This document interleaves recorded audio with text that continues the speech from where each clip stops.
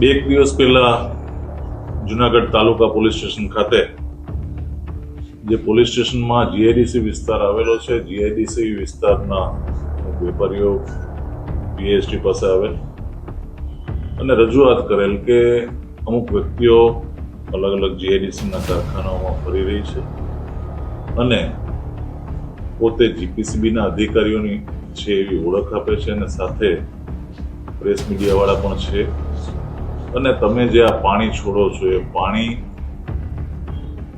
જે છે ખૂબ જ પ્રદૂષિત છે અને એને લીધે લોકોના મોત થાય છે અને હમણાં જ એક વ્યક્તિનું મોત થયું છે, એટલે તમને આવા કોઈ ગંભીર ગુનામાં ફસાવી દઈશું અને એવું કહીને વેપારીઓ પાસે પૈસા માંગતા હતા. વેપારીઓને શંકા જતા વેપારીઓ પોલીસ સ્ટેશન આવે,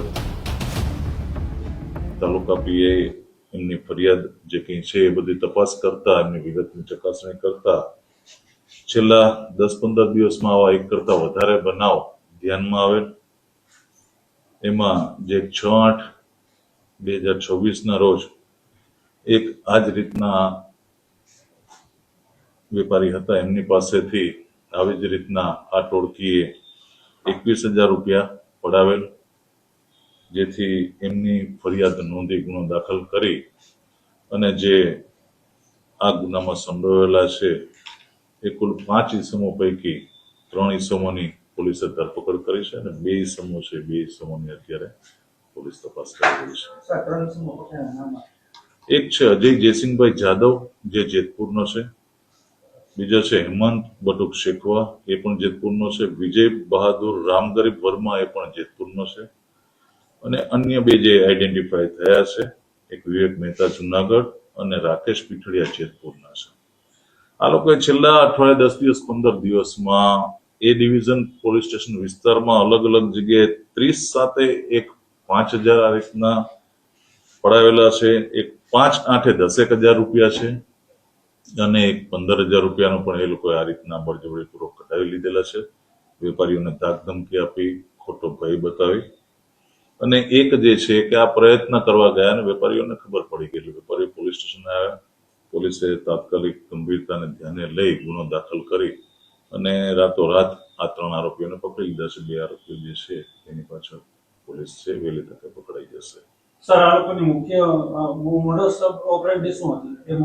મોડસ ઓપરેન્ડી આ જ રીતના કોઈને કોઈ પણ પ્રકારનો ભય બતાવીને અથવા તો ખોટા કોઈ સરકારી ડિપાર્ટમેન્ટના અધિકારીઓ છે, પોતે પોતાની સાથે પ્રેસ મીડિયા વાળા છે, આવું કહી અને તમને આ પ્રકારના ગંભીર ગુનામાં ફિટ કરી દઈશું, આ રીતના દબાવી, ભય બતાવી અને એમની પાસેથી પૈસા પડાવી લેવા. સાહેબ, કયા બેનરનો ઉપયોગ કર્યો?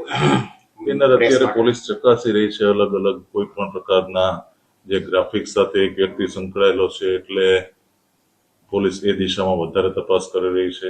એક છે મજૂરી કામ કરે છે, એક બ્રોકર હોવાનું જણાવે છે, પણ મોટા ભાગના જે છે એ સામાન્ય કંઈક કામકાજ કરતા હોય એ પ્રકારના છે ને આવા કોઈ પણ બેનર બનાવી અને એનો ઉપયોગ કરીને ડરાવવાનો પ્રયત્ન એકેય પ્રેસ સાથે જોડાયેલા છે એકેય વ્યક્તિ? એ પોલીસ તપાસ કરી રહી છે. પૂરેપૂરી ઊંડાણપૂર્વક તપાસ કરીશું, કારણ કે એક કરતા વધારે જગ્યાએથી આ લોકોએ આ મુજબ જે છે કરેલું છે, એટલે પોલીસ તમામ મુદ્દે ઊંડાણપૂર્વક તપાસ કરશે અને ખાસ કરીને વેપારીઓને એમને બધાને અપીલ છે કે ક્યાંય આવી કોઈ વ્યક્તિઓ કોઈ પણ સરકારી ડિપાર્ટમેન્ટના અધિકારીઓની ખોટી ઓળખ આપે, મીડિયાની ખોટી ઓળખ આપે કે એવું કંઈક પણ હોય તો તાત્કાલિક નજીકના પોલીસ સ્ટેશનનો સંપર્ક કરો. પોલીસ જે છે એ તમામ વસ્તુ ડિટેલ તપાસ કરી અને પોલીસ તમામ રીતના મદદરૂપ થશે. સાહેબ, અધિકારી તરીકેની ખોટી આઈડી એને બતાવી હતી, ક્યાંય બનાવી હતી? એ બધું એક વસ્તુ છે. તમામ મુદ્દાની તપાસ કરીએ છીએ કે અધિકારી તરીકે, જીપીસીબીના અધિકારી તરીકેના એની પાસેના કોઈ પણ કાર્ડ છુપાવ્યા હોય, બીજું કંઈક પણ હોય તો તમામ મુદ્દે તપાસ કરી દઈશું. ખાસ કરીને સર, વેપારીઓએ પૈસા દીધા કે ક્યાંક ને ક્યાંક વેપારીઓ પણ ફોલ્ટમાં આવે, આ લોકોએ દબાવવાની કોશિશ કરી, પણ જ્યારે વેપારીઓએ પૈસા આપ્યા છે, વેપારીઓને ભયમાં મૂકીને, કોઈ પણ પ્રકારના ભયમાં મૂકી અને એમની પાસેથી પૈસા લીધા છે, એટલે જે એમણે ગુનાહિત કૃત્ય કર્યું છે પોલીસ એ બાબતની અત્યારે તપાસ કરી રહી છે. સર, જુનાગઢના કોઈ સ્થાનિક પત્રકારો અન્ય આની સાથે જોડાયેલા એવું કંઈ? હજી એવી કોઈ વિગત ધ્યાને નથી. જે છે અત્યારે આટલા પૂરતું છે. પોલીસ બાકીના તમામ મુદ્દે તપાસ કરે છે. પૈસા રિકવર થયા છે સર, જેને લીધા હતા?